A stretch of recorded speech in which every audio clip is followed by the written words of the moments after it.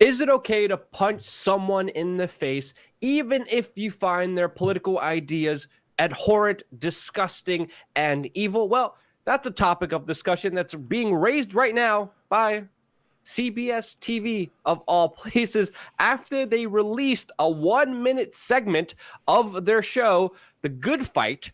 That's what the show's called. They're calling this show a kind of cynical show, and they portrayed 1 minute of Democrats and Republicans uniting and beating up Nazis. They even had a character that looked like Richard Spencer, but in the video, they mixed fiction with reality, with fact. And during a monologue that they decided to highlight on their Twitter account and later deleted, they decided to show Richard Spencer being punched a number of times. The reaction from this is people accusing CBS of advocating political violence and, of course, calling for the limiting of free speech. Now, Jason, you were able to download the show. We looked at the show.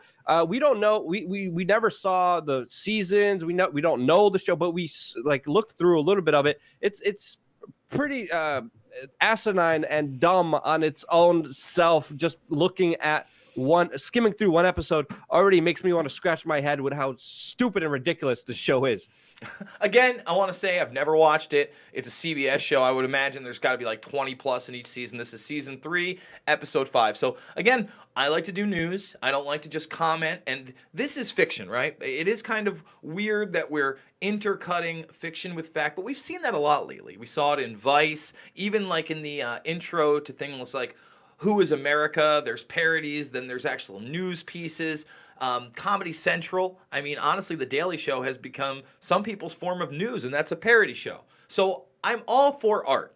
So what we did is, first, I went in and I read the recap of this show. We checked it out. I said, all right, well, what's this show about? Who is this character? Is this the main character? It does seem to be one of the main characters, but it's like an ensemble show.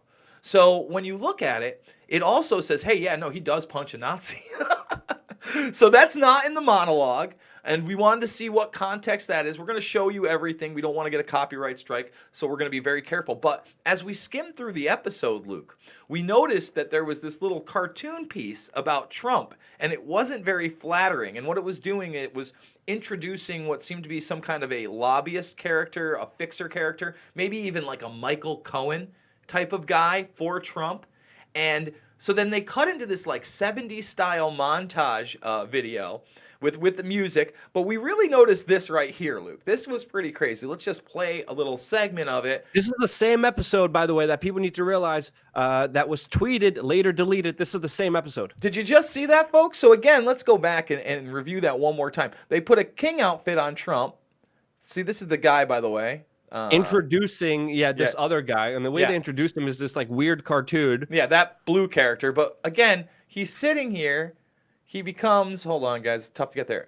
Let's just play from right here. He's sitting there, and he's about to become a king. See? Look up. I'm the king. The hot air's coming out. And then, I mean, what basis in reality is that? So it seems like they're portraying the man that they're introducing as kind of a villain. And this other guy is kind of the hero. So let's jump. And again, I don't want to play exactly what happens because I don't want to get a strike. But what you see is this is the character who does the monologue, and he starts talking to this guy. And he just said something about black people being inherently violent. So he's confronting him on it, and then he basically makes a racial proclivity that he could not help himself but be violent in this situation. And what happens? Boom! He proves him right. Yeah, and then this later sparks the bigger fight in the parking lot at a polling station, and the Nazis are represented with, I guess, red vests, which again also has another undertone with the yellow vest movement. But again, just a lot of disinformation, a lot of bullcrap, and it's surprising to see just the level of political messaging mixing in with fact in Hollywood. I mean, I have never seen, let's be honest here, I have never seen the level of propaganda of hate and disinformation by the mainstream media against the sitting president. Even during George W. Bush, there was the Dixie Chicks. The Dixie Chicks came out and said, we don't like Bush, we don't like war. They got obliterated. Their careers were destroyed. They had slurries of death threats put against them during the last Republican major president, Donald Trump. Every news network, every show criticizes him, and again, just plays off these racial undertones, trying to divide and conquer people. And again, it's not okay to punch people because you disagree with them, especially with how everyone is being lumped into allegedly being Nazis. Look at this news article by The Independent. Labor MP David Lammy says his comparison of Tory Brexiters to Nazis wasn't strong enough. Anyone with a diverging political opinion that someone doesn't like in the establishment that is just on the left is going to accuse the other person of being a Nazi. It comes to the OK sign. It comes to milk.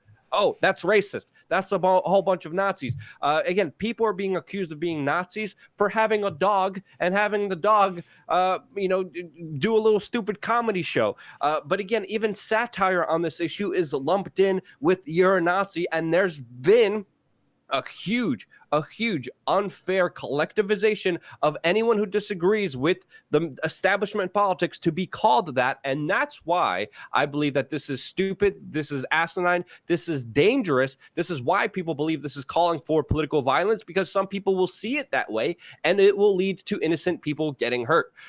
Previously, I got jumped. I got beat up for being accused of being a Nazi in Germany, of all places, by freaking Germans. As a Polish person, like my family freaking, I don't even get into my family's history because that's my family's history, but because I was next to someone.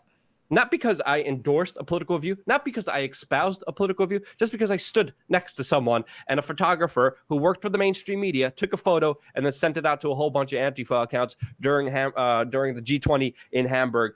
And then literally there was freaking manhunt on us after getting jumped. Other journalists who were also in the photo, who were also in it, also got jumped. This is why it's dangerous. And FEE here, the Foundation for Economic Education, came out with an article that I do believe is worth mentioning here, saying, quote, saying you're against fascists doesn't excuse acting like one. Despite claims that Antifa fights fascism, the group's tactics actually mirror those of Benito Mussolini's regime. And it's important to understand here, when you do believe someone is incorrect, you simply either communicate with them or you ignore them. Richard Spencer getting punched made him infamous. You brought him into the national dialogue, into the discussion. You made him infamous by attacking him. And now justifying it only makes him more popular. And again, his views of believing in total government, total statism, I don't agree with at all. It's the polar opposite of what I believe in. But punching him, making him the poster boy against the resistance, is doing the opposite of what you think is doing.